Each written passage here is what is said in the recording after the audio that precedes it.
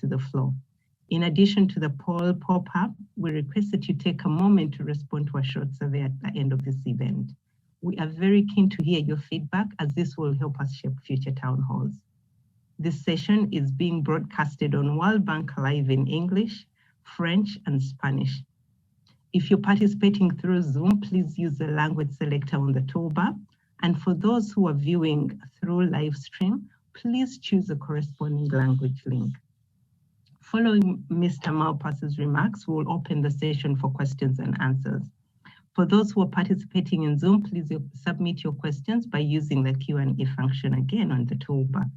Many of you were able to send in advanced questions with your RSVP. Thank you for that. So we'll plan to alternate those submitted via the Q&A with those we received ahead of today's session.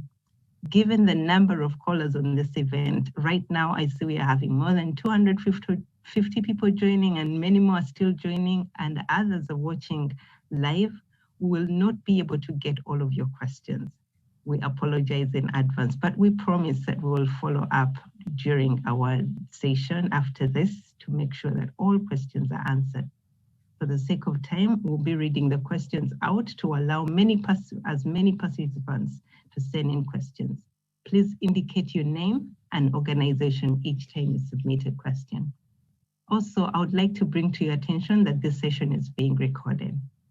Before I hand over the floor to President Malpass, let's see how you responded to our poll.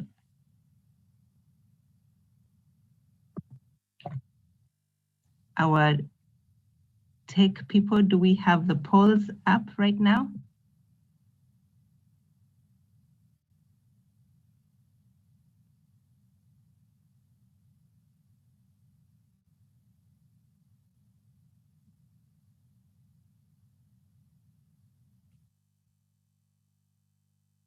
Okay, we'll be getting that to you shortly, and we are having some technical problems right now, but we'll inform you immediately.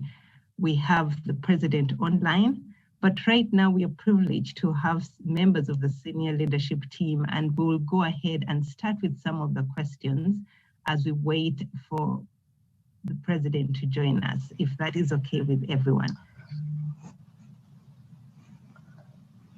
Mercy, just to let you know, we've sent you the responses to the poll question in the WhatsApp.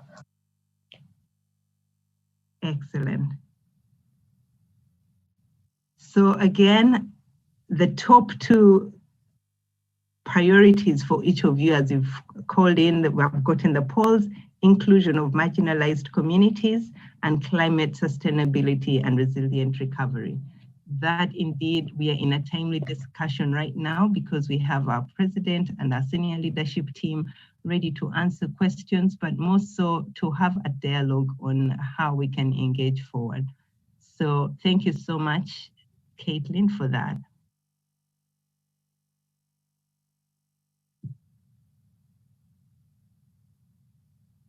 So we'll have our first question, and I think our panel is very ready right now to dig in as we wait for Mr. Malpass. I'll send a question, maybe I'll start with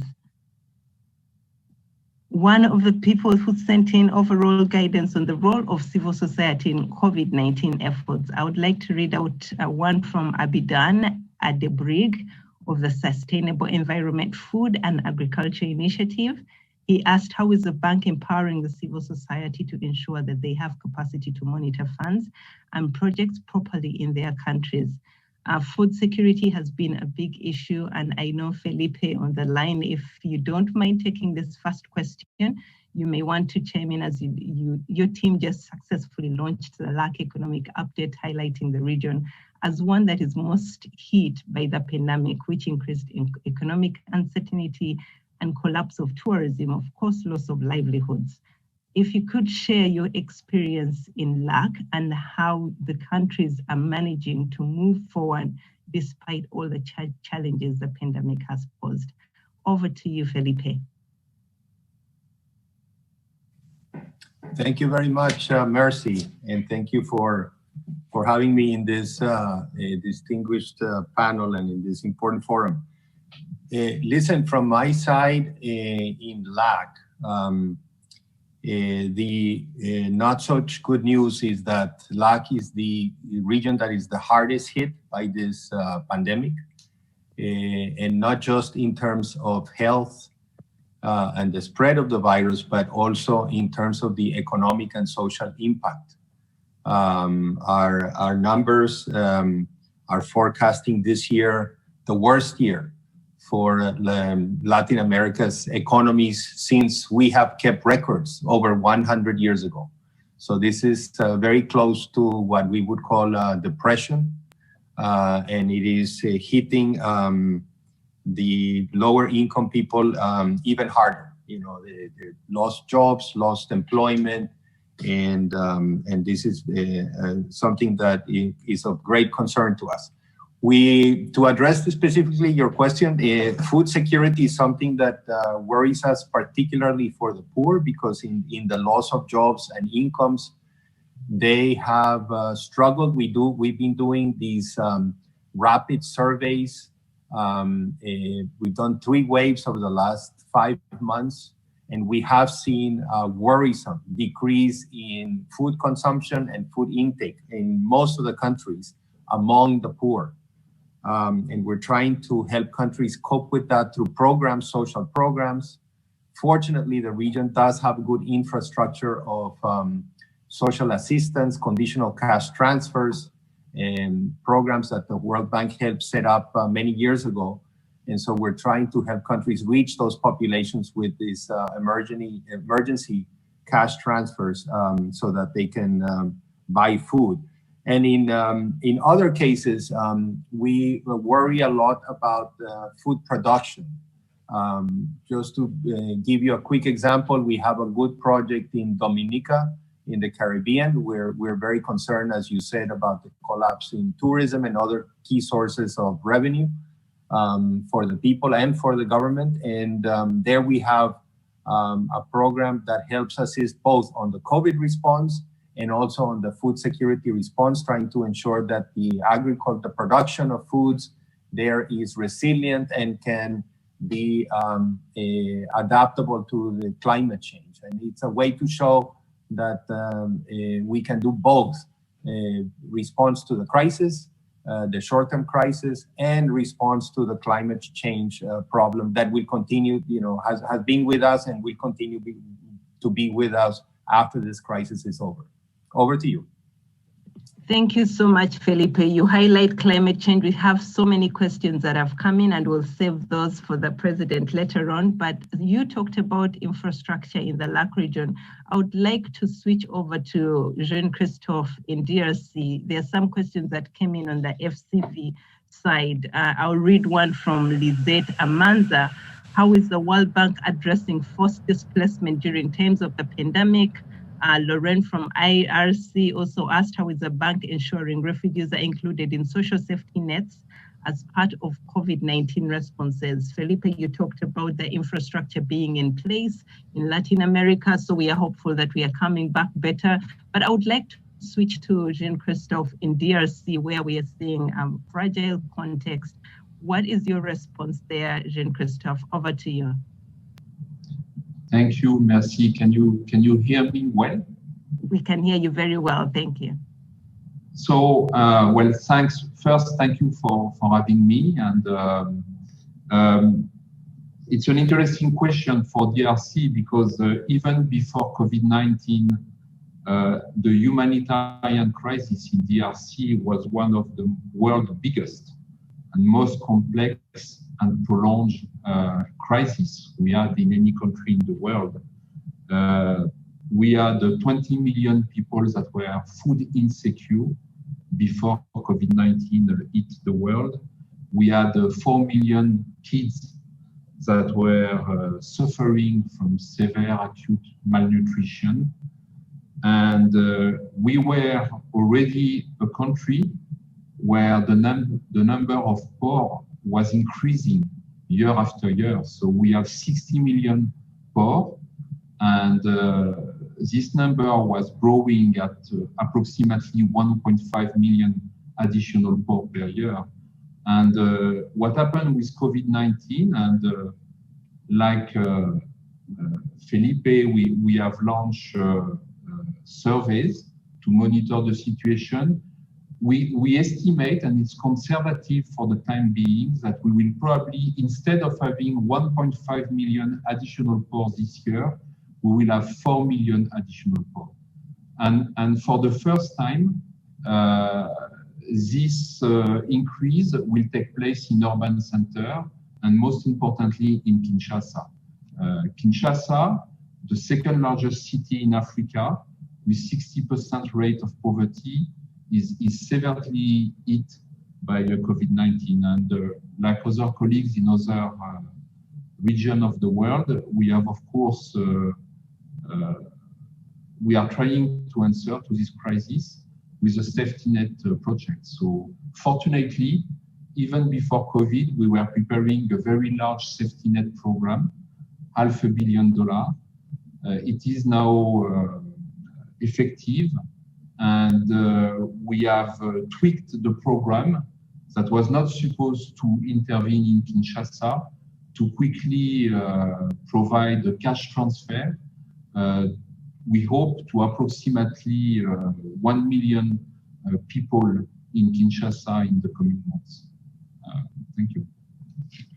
Thank you so much, Jean-Christophe. And I was visiting with you just before COVID-19 hit. It was already terrible what was happening, but I know that teams are working so closely. We'll come back to you on how you're engaging civil society. But now I wanted to turn to another question that has just come in online. My question for Mr. Malpass, but this, since we have our IFC lead here, Stephanie, will be able to respond to that in the meeting. This is David on too. Oh, David, nice to have you. Very sorry to be late. I was with the G24 countries and we were having a really interesting discussion. So I'm sorry to be late. No, that's very fine, David. Again, we already introduced you in absentia and we knew you're still representing the countries that we are serving very well in the meeting you're attending. But I'll start with just inviting you to provide opening remarks. And I have an opening question for you. The team, the senior leadership team, has been doing a fantastic job responding to many of the questions. So I hope you won't have so many to respond to right now, since they are taking them even online. But the first question to you is, the World Bank data shows that the pandemic threatens to push approximately 100 million more people into extreme poverty. How has this significant setback been factored into the bank group's COVID-19 response? Over to you, Mr. President.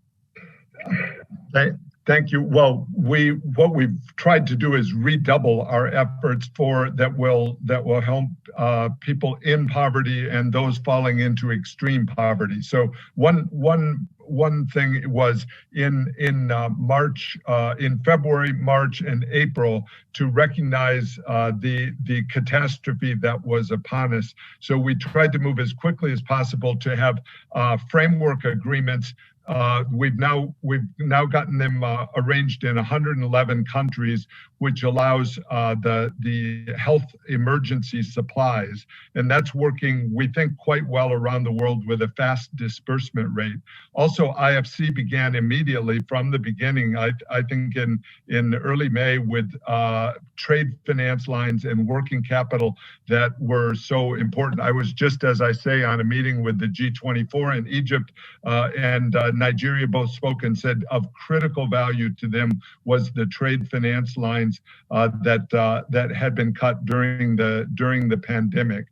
So those have been important steps, and we then by May were able to define some of our goals with the surge of financing that we're trying to provide. So we're maximizing the balance sheet of the various World Bank entities, which in order to provide as many commitments as possible under our current capital structure. So that process fully began in May with the expanded lending potential through all of the various instruments of the World Bank.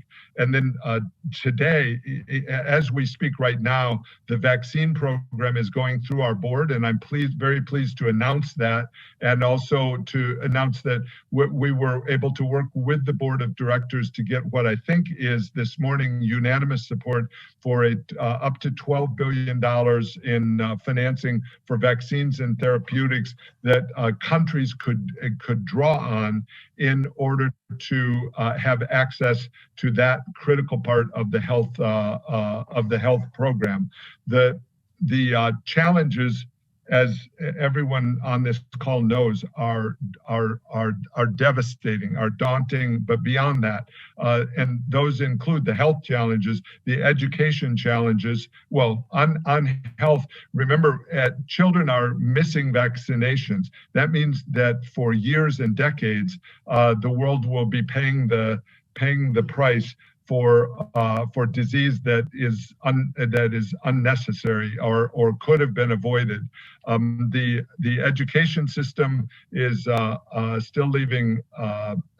still shut down. I was on this morning the G7 call, and Canada pointed out that their children are back in school and it's working for Canada, but in most of the developing world, children are still out of school. We think as many as 1 billion children are out in the developing countries alone, and that means a loss of learning. And all of this combines in an inequality pandemic, which is that the advanced economies have been able to provide support systems through government debt and through central bank buying of assets, which has supported the upper incomes. But below that, around the world, people are suffering more and more deeply. Our data shows that while the forecasts that were made in June are less negative now for the advanced economies and more positive for China, the rest of the world is more and more negative, meaning the recession, as we re-estimate the degree of recession in the non-China developing world, it's more negative than had been expected. I'll just take 1 minute then on the result, which is the poverty numbers that you mentioned. The data as we projected, or as best we can estimate, it looks as if as many as 150 million people will fall into extreme poverty, below $1.90 a day as we move into 2021. My own view is that's probably already happening, and that means all of the consequent problems in nutrition, in health, in education, and in social framework that goes along with it. I do want to mention the debt problem. I've been talking all morning on that with the G7, with the G24. Here's the situation. The G20 is negotiating right now a communique. It's actually going on as we speak, which is disappointing to me. The G20 is the group of the biggest economies, and by and large, they are creditor economies, meaning they're owed money by poorer countries around the world. And the problem that has been emerging since March, I, with Kristalina, proposed debt relief for the poorest countries. At that time, in March and April, the G20 decided instead on debt deferral. So the debt was put to the end of the maturity cycle, and then interest was charged on that debt. And so the debt was actually being allowed to build up. We've worked during the middle of the year to save countries as much as we could during this crisis. So $5 billion of reduced payments have been allowed for the poorest countries.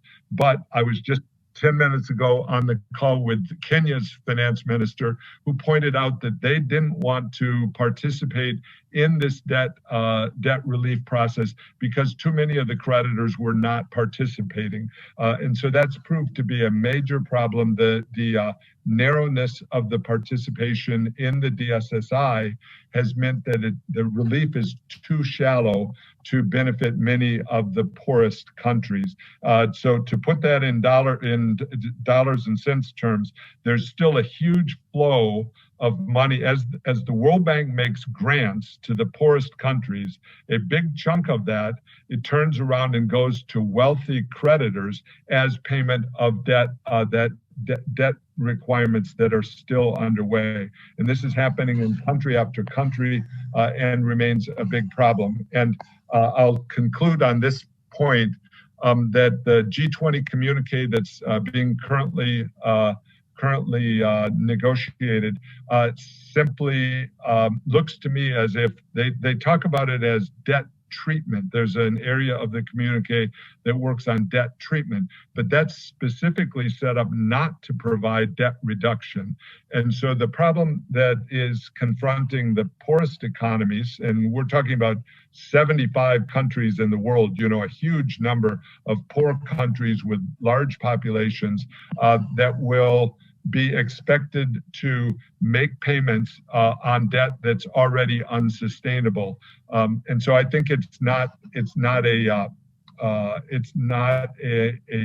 satisfactory outcome that's underway.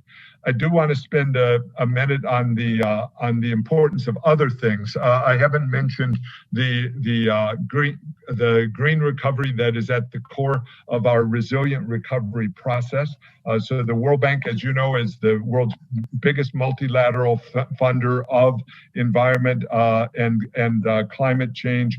And over the last 5 years, we were able to provide $83 billion in climate-related investments. And I'm happy that in FY20, my first full year as World Bank president, we made a record amount of climate-related investments, and we intend to step that up over the next 5 years. So we're going up from an already record level. So in closing, I want to thank the civil society organizations for all the work that you do to make the world a safer, better place, and one that can actually reduce poverty, create shared prosperity, the primary mission and goals of the World Bank Group. We're facing a once-in-a-century crisis, and I'm encouraged that some countries around, and many countries around the world are taking bold action. The World Bank has been taking bold action. We're all learning fast from this process, but a lot of what we're learning is the depth of the crisis in front of us, so that we all need to break out of the inertia and look for ways to have positive change. My belief firmly is that we can shorten the downturn and help countries set on a more resilient, greener, more inclusive, more sustainable path into the future if we can work together and keep making and try to make some progress going forward. Sorry, that was a long intro, but thank you all for being with us today, and I look forward to the discussion. Thank you so much, David. Actually, before you came in, we took a poll, and many of the civil societies in the room responded that the two major things that are on their minds right now, climate change and inclusivity for the marginalized. So your opening remarks were just very timely, and thank you for the good news regarding the 12 million for the vaccine to support, in these developing countries. So thank you so much for that. We have several questions, especially still around debt and climate change, and we'll be alternating. Many of the civil society organizations submitted questions beforehand, but we'll be corresponding with what we are getting coming in online. I must warn you, there are so many questions coming in, so we will, and you have the leadership team with you, they will be supporting on this. So the first one, and you've already alluded to some of these in your opening remarks on the climate change, but I would also like IFC to weigh in. Stephanie, there's a question that had come for your attention. One of the organizations, actually several organizations, Christian Aid, Recourse, UGAVAD, E3G, and others specifically wanted to find out about the bank group financing for fossil fuels, alignment with the Paris Agreement, energy access of rural communities, how climate will be addressed in the bank's COVID response, and you've alluded to that.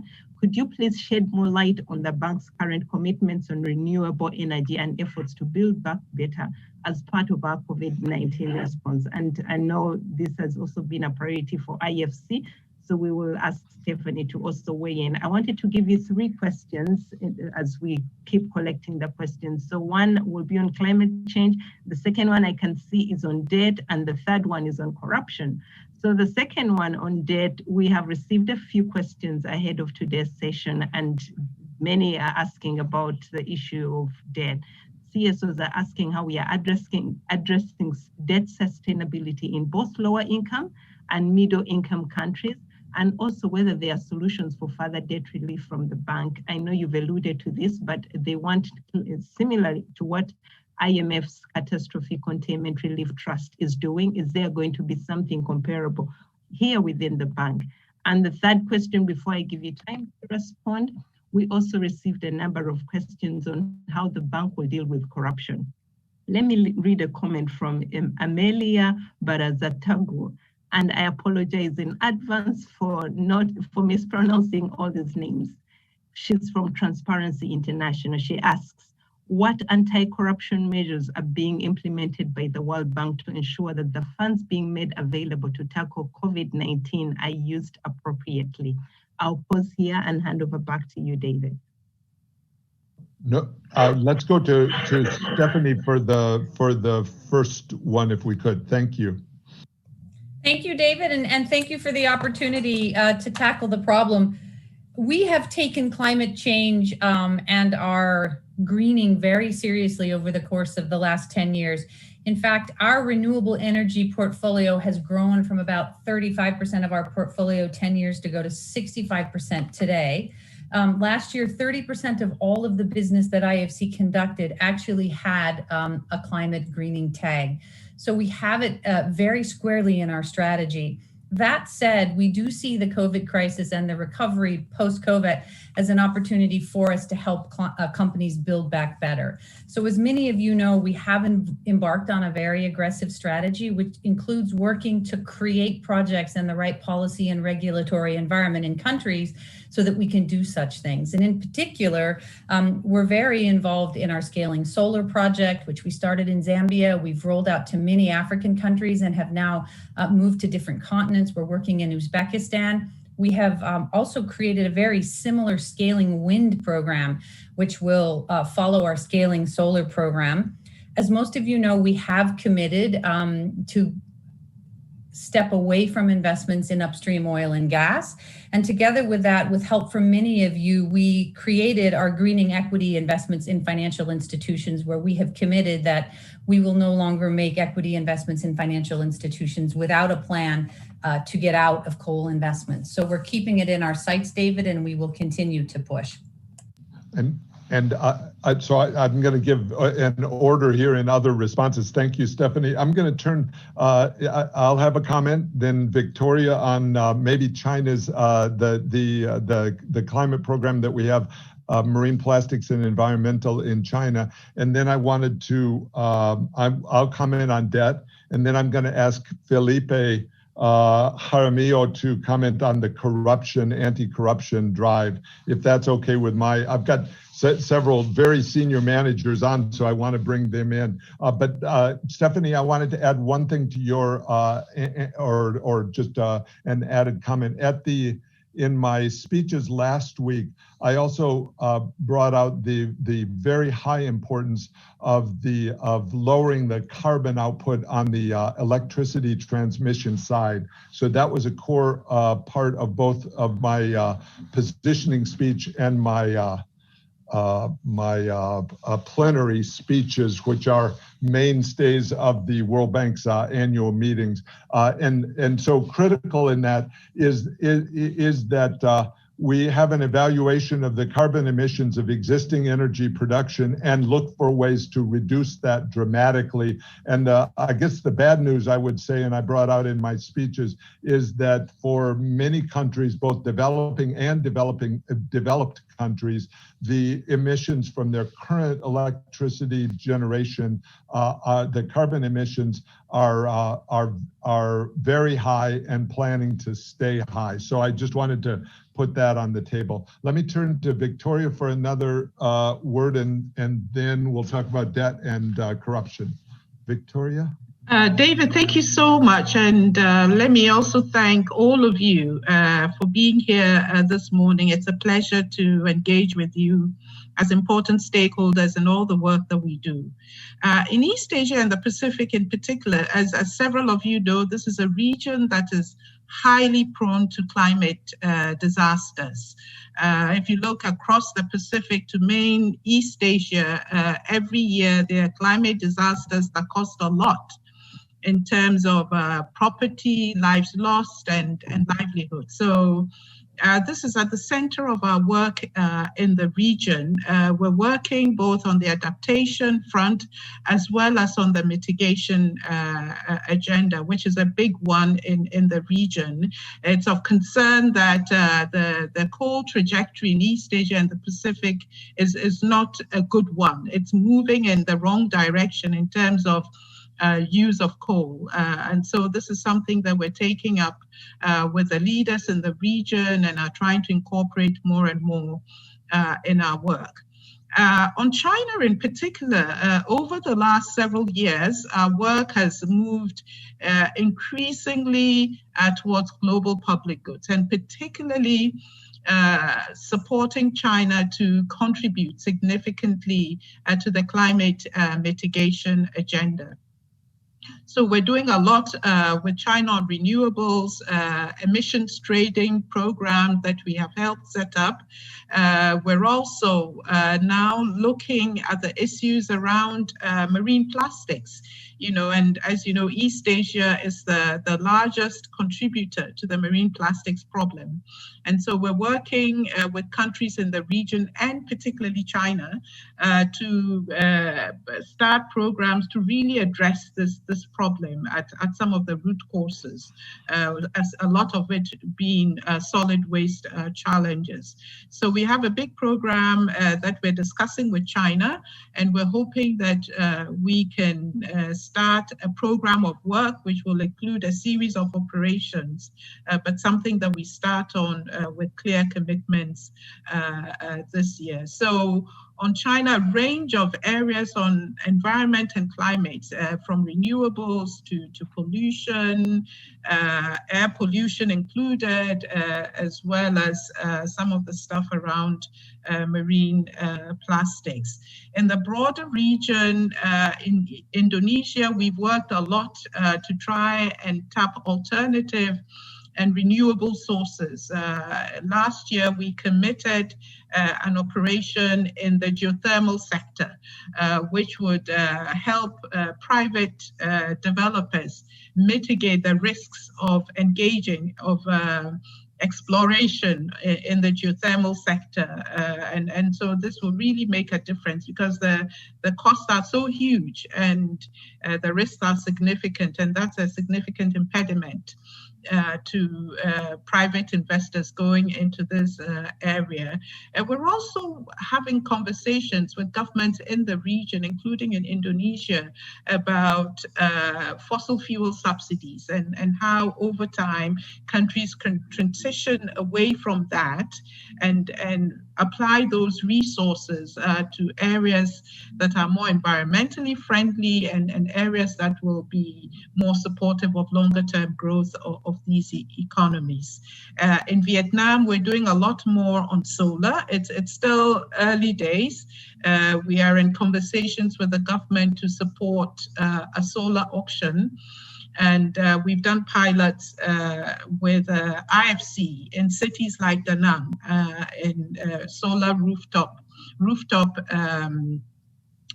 pilots in Da Nang and other areas. So a broad program of work on the mitigation side. I shouldn't forget the adaptation side, because this is really critical for some of the countries, particularly in the Pacific. And a lot of our support is going to that, to help them build defenses and shore up their coastlines so that they're better prepared when climate disasters hit. But a very exciting, a very important program of work for us in East Asia. Let me stop here. Thank you. Thank you, Victoria. And as the CSOs know, Victoria is one of our senior regional vice presidents. And if we had asked any of the others to comment, this is, as you can all see, this is an unscripted morning for us. They could have done as extensive a job, because within the World Bank, around the IBRD and IDA side of the World Bank, there's that kind of engagement in every country. And Stephanie is on with the same kind of engagement from IFC, and MIGA could be doing that same. I wanted to comment on the debt question and then go to Felipe on corruption if he has some comments. Again, we're unscripted here. As far as the question was lower and middle income, what more are we doing? And specifically, the IMF has the Catastrophe Containment Trust. So one thing I should note is the World Bank, in sharp contrast with the IMF, works fundamentally on a grant and concessional loan basis. It's got a different mission than the IMF, and so we are putting huge amounts of very concessional resources into the countries as the core approach of the World Bank. So there's not and the IMF really only has a very small amount.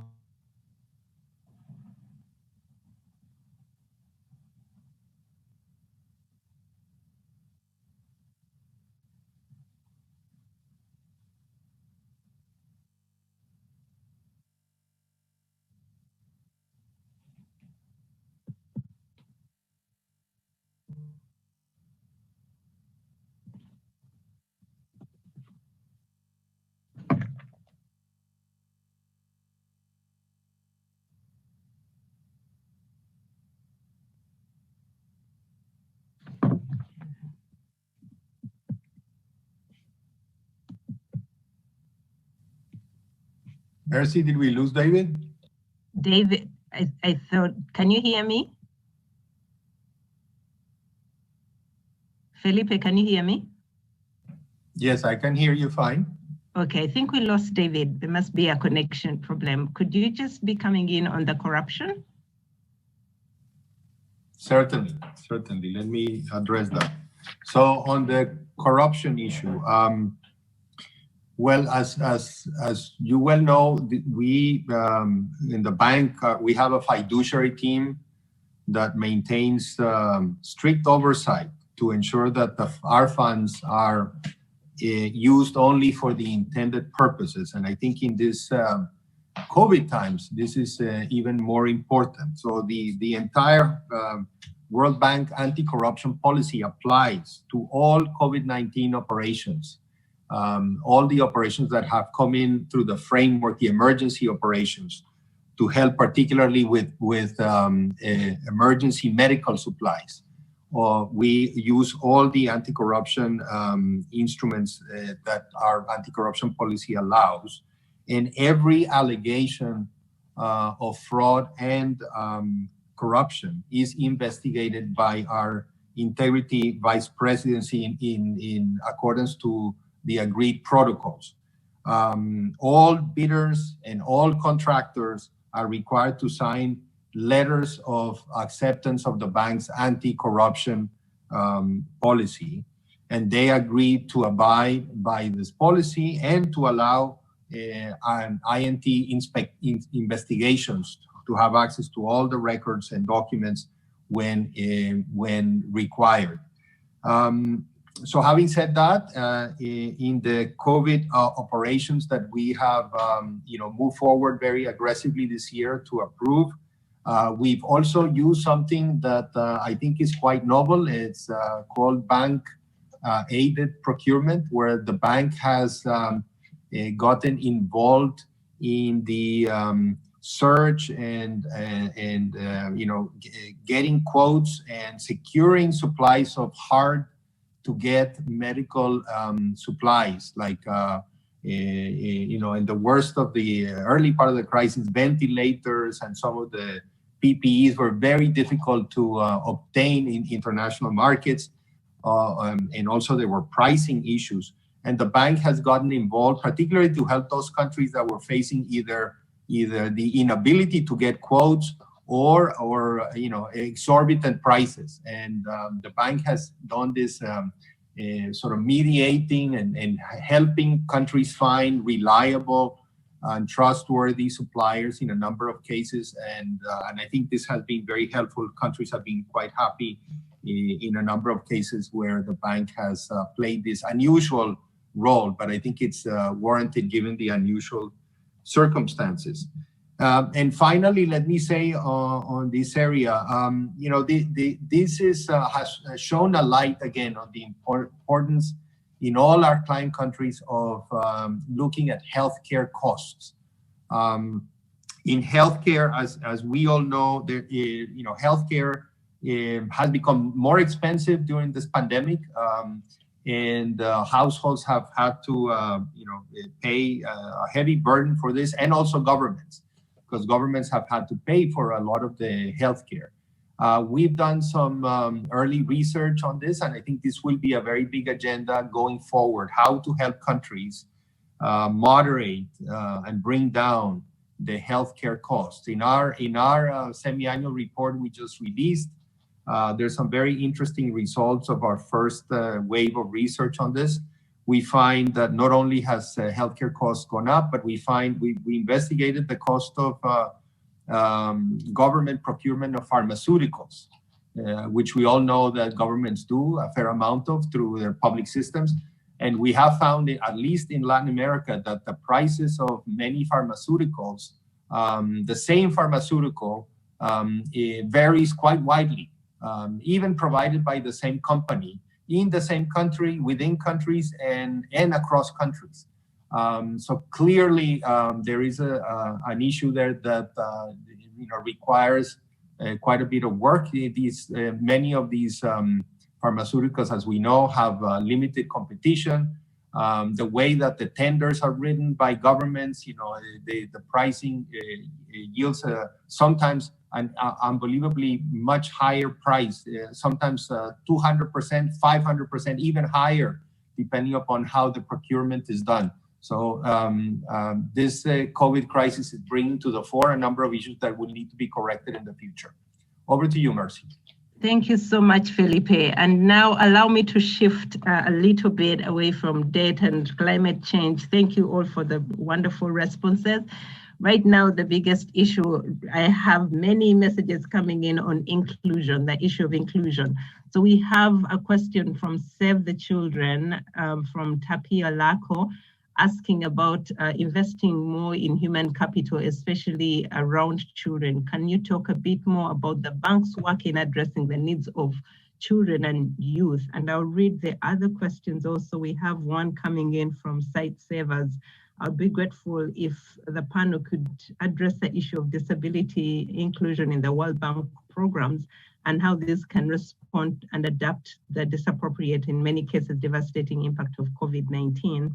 And we also have Martha Guerrero asking about the refugees. They are often left out of health schemes in host countries. So will the 12 billion be enough to also ensure their protection when it comes to vaccination? And I think we also had Muhammad Ali Lofty. It's also about disability and inequalities. How are you promoting systematic inclusiveness in development? And maybe we could start with Victoria. Victoria, if you could respond on the refugees and how do we plan to include them in our response? Victoria, over to you, and Jean-Christophe while we wait for David. Victoria, you're on mute.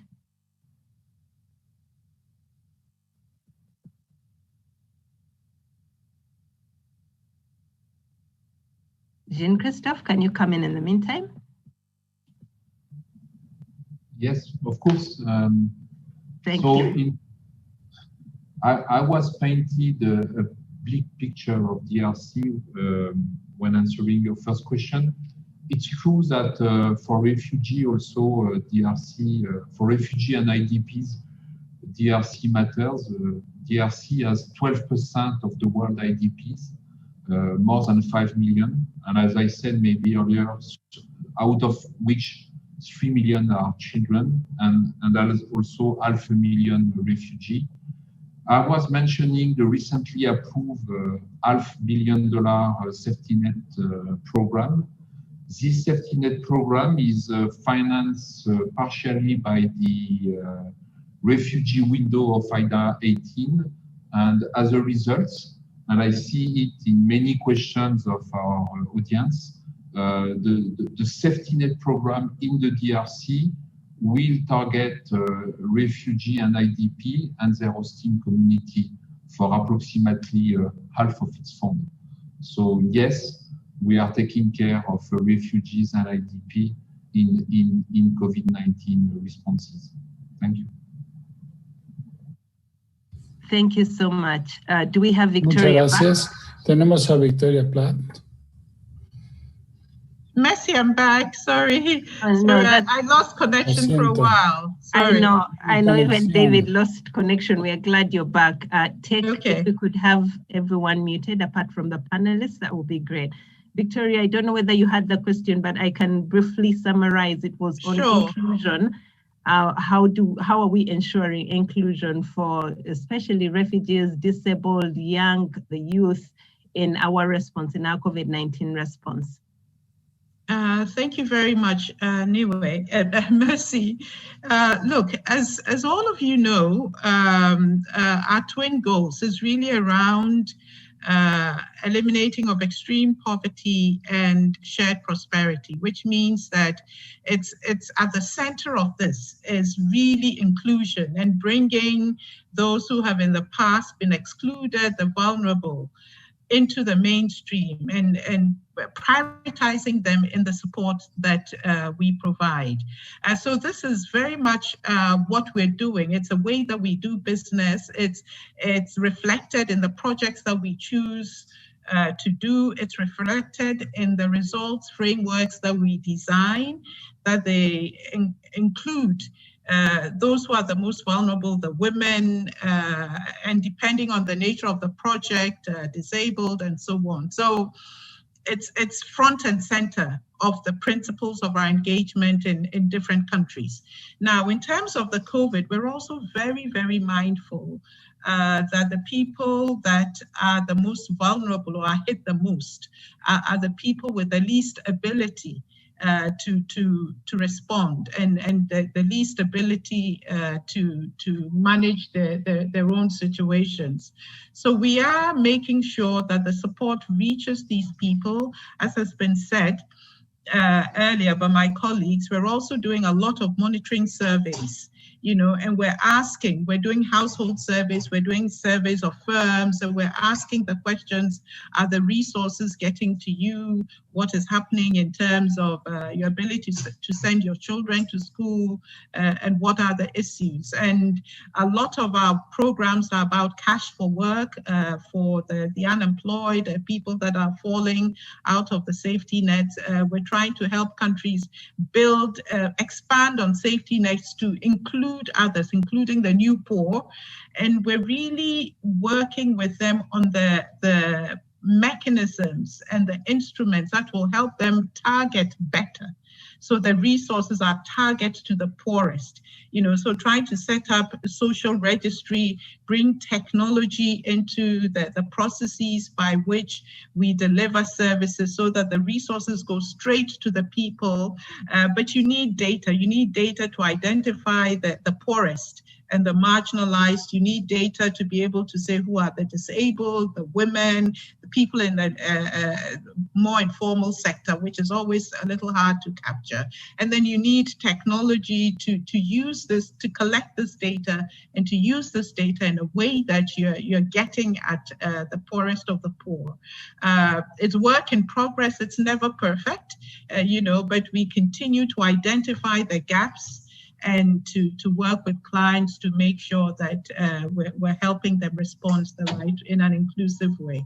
Thank you.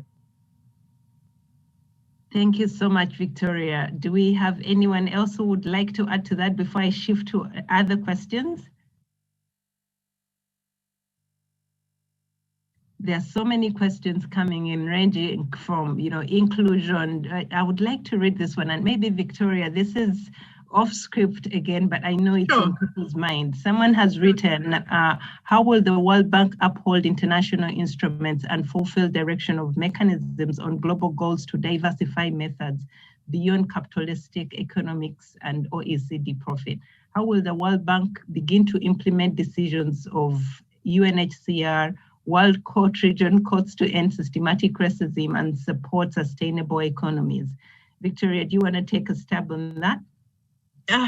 Thank you. Well, what I understand, again, it's about inclusion, and it's about doing the right thing by the majority by every member of the population, by every citizen in every country.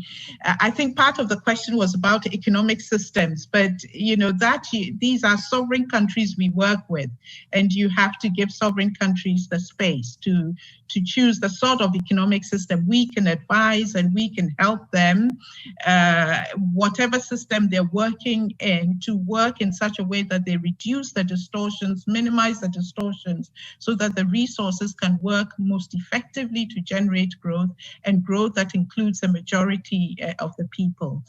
Now, in terms of racism, as we've all, since the events in the US with the murder of George Floyd, all of us have I think it's been a wake-up call.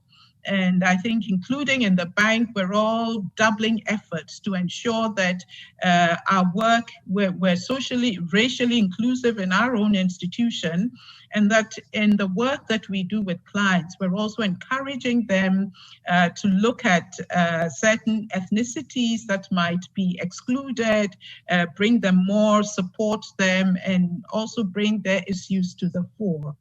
I'm not sure what the UN High Commission question was about, but I think that we're, as the World Bank, working with the UN stakeholders on a range of issues, whether it's women's rights, whether it's the rights of disabled, whether it's supporting refugees, and the broad inclusion agenda, trying to filter that into our policy work, our analytic work that feeds into our policy dialogue, into the operations that we help countries put in place and implement in support of development.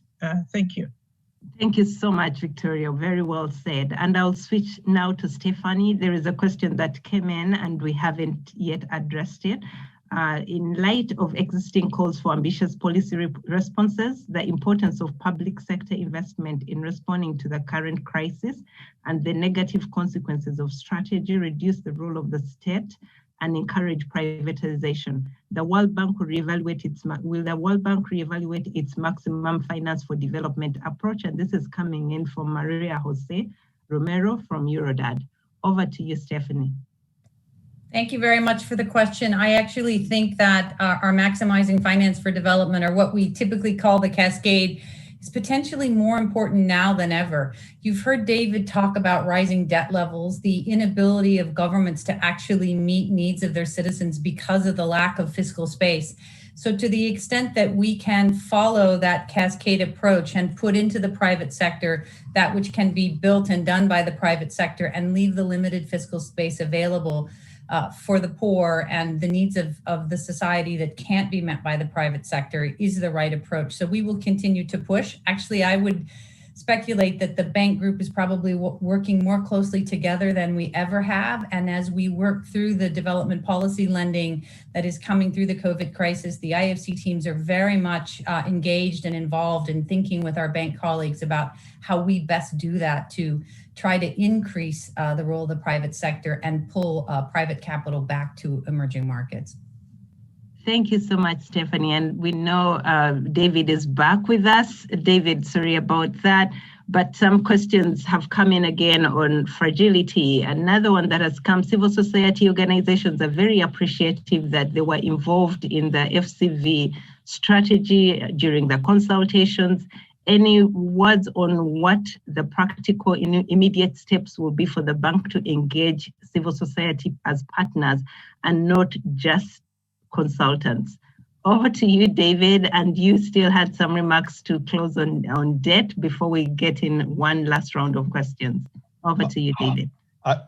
I think I finished on debt. It was the idea of the my connection just went cold in mid-sentence, but it was the idea that IMF resources are different. The World Bank has many more in terms of grant and concessional resources. And so from the debt strategy standpoint, my focus right now is on trying to think of the people in developing countries, and including in the poorest developing countries, that they don't face a lifetime of repayment of debts that were pre-COVID debts. We have to find a way to have a fresh start for people in the poorest countries. And right now the tools are not there. So I think everyone on the call should be encouraging the G20 on a completely new approach to dealing with the debt overhang that is heavily burdening the people in the poorest countries. They're looking right now under the current approach that's being discussed by the G20 in their communique. The poorest people in the world are looking at basically a constant 10 years of restructurings of debt that will have no purpose and will mostly be funding the creditors and the lawyers and the government officials that work out the restructuring. So we need a new approach. That's what I'm encouraging. With regard to FCV, it's certainly pertinent. Many of the FCV have substantial debts, and it's going to be very hard to pay. But more importantly, we have a big, we've done several things within the World Bank to have more focus on fragile states. One is the very important realignment that we've done over the last 18 months. So the bank had been aligned. So we now have country directors and country managers who have close access to resources and a commitment by the bank to have that country, each of the individual countries, have a better success using the global knowledge of the bank in order to put it together with the resources and with the technical skills in order to get good programs for including in fragile countries. We're also working on the incentive structure of the bank to make it attractive for people to work in fragile countries, and so we're trying to move the physical resources to be closer to the client, and that's an important part of our response. I spoke last week and the week before we had some big convening with fragile states, and one of the key things I'm trying to bring out is the importance of security itself and the work that the bank can do to help countries with their security situation, because that's draining so many of the fiscal resources from the countries. And that also goes to the debt reduction process that we're trying to implement now, though it hasn't been fully successful. But the idea is that the countries would be able to stop paying on their debts to the richer countries and richer creditors, and use those funds in order to work on health, on education, on security, on social fabric, that would all be critical. And I should conclude, as many of you were heavily involved in the FCV strategy of the bank that was published, I guess, 7 or 8 months ago, that forms the basis for our work. And Stephanie may still be on, but IFC is a critical part of that and has a big effort both to be close to the client and to have the 3.0 and cascade approaches working in FCV countries. I think we're being successful in that. I could cite Lebanon, Somalia, and several other fragile countries where we're heavily at work. Sudan, of course, and in the Sahel. Axel was one of his trips just prior to the COVID shutdown. One of his major trips was to the Sahel, and we continue to work very closely with France, with the CSO community on steps in the Sahel. And I don't mean to limit. This is a worldwide effort underway by the bank. As far as connection with CSOs, then I do want to do a shout out to the country platform concept, which is that in countries, the various interest groups, and that can be private sector, CSOs, religious, faith-based groups, and certainly the multilateral development banks and the country ministers themselves all work together to come up with a plan. And that might be a narrow plan for health. It might be a broader plan for economic growth. And I think that country platform is a critical part of our FCV strategy. Thanks. Thank you so much, David. And I know we are running out of time. We've run out of time, but I would like to put in these 2 questions that have been in the waiting. And one was actually around IFC to establish a framework for remedial action in cases where non-compliance and with its environmental and social policies contributes to harm. So that's a question that I'm sure Stephanie would have loved to respond to. But also another one coming in from Alan Kembaba's the Initiative for Social and Economic Rights. Will the World Bank Group put together emphasis on investment in public health given lessons from COVID-19? We are still seeing strong focus on private-public partnerships in health without examining whether they truly aid the poor. So those are the 2 questions. And David, again, once you finish, you could provide your closing remarks. We've promised the CSOs that we'll be sending questions that have not been answered. We shall make sure we respond to them and send them out in our newsletter. Over to you, David. No, I'm going to go to Stephanie for the first question. Stephanie, did you hear it? I did, yes. Thank you, David. And thank you for the question. As many of you know, and many of you provided us comments, I would like to thank you for those. We posted the external review of our CAO and the work that we're doing to improve our handling of our environmental and social issues around projects. We are now working through with the CAO and with our board a roadmap for the implementation of that review, and we will continue to come back to you as part of the review. The idea of remedial fund, a remedial means to actually help companies and citizens when IFC has not followed our performance standards was part of the recommendation and will continue to be looked at as we implement the external review. So, Stephanie, I'll turn to the social and economic question, but I did want to say to the assembled group here, the CAO process has been challenging because we would like it to move forward quickly. We've been working on a daily, almost hourly basis with the board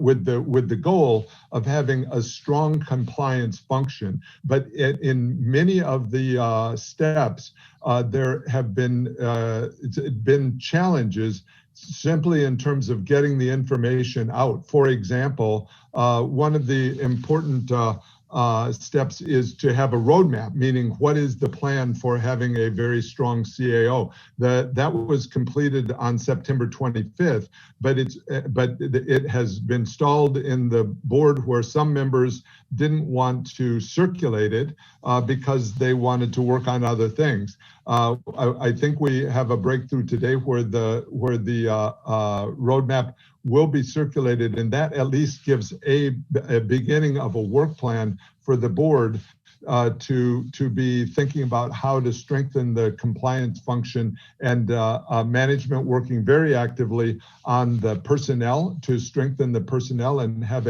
as effective a compliance function as we can. We want state-of-the-art compliance, and that takes interaction with the board, and it's been frankly slow going, but we're working as hard as we can on it, and there are dozens. I would say I'm pretty sure there are hundreds of people working on this, both at in the CAO, in IFC, in the board, and the board staff. In fact, as I added up in my head, there are several hundred people working on this problem with the goal of having IFC be an effective development organization that complies fully and has at its heart the interest of the people that it's serving in the developing countries. That's what we're working to achieve, and trying to have a framework that will be effective in that area. And I encourage CSOs to be constructive in this regard, and to recognize that IFC is a useful institution from the standpoint of working with people in the poorest countries to create more jobs, to make their lives better. Enough of that. Thank you. And so the final question, I'm not actually going to be great at answering it. The core of the question was public-private partnerships and how can you make them effective in the provision of healthcare. And I may turn back to Stephanie or Victoria if one will jump in, but that my perception of this challenge is we work in each country within their legal framework to try to find the most effective relationship across a spectrum of activity between the private sector and the public sector. So in some countries, there simply isn't an effective private sector, and it can't be a core part of the solution, and we need to build the capacity in the public sector institutions. In other countries, there's the possibility of various contracting out or activities that could be monitored by the government and work in the private sector. And finding that balance in the range depends really on the country, and also on where that country is headed. Some countries really want to embrace a stronger public-private partnership framework. Other countries, that's not a high priority, and it's been very hard for us to push that forward. But let me see if Stephanie can come in and educate me and all of us. So David, I think you're absolutely right on that front. We have our public-private partnership team, the C3P team, that actually works very closely with the World Bank and with governments around the world. We do encourage them through our World Bank group guidelines to make those as transparent as possible. And there are countries and governments where the possibility to introduce more private participation is ready, and there are countries where we are less ready. A lot of that has to do with the policy and regulatory environment, both in relation to PPPs and at the sector level. So again, the critical combination of the World Bank teams and the IFC teams working together to help governments decide when is it appropriate to create a public-private partnership and how will it benefit their citizens, I think will be even more important going forward as we rebuild post-COVID.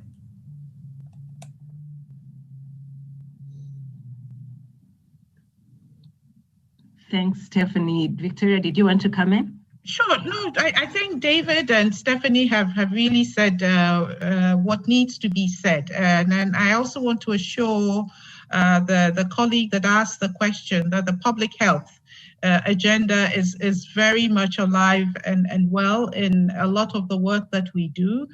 in East Asia, in the Philippines in particular, where we hadn't done a lot of work in the health sector for some time.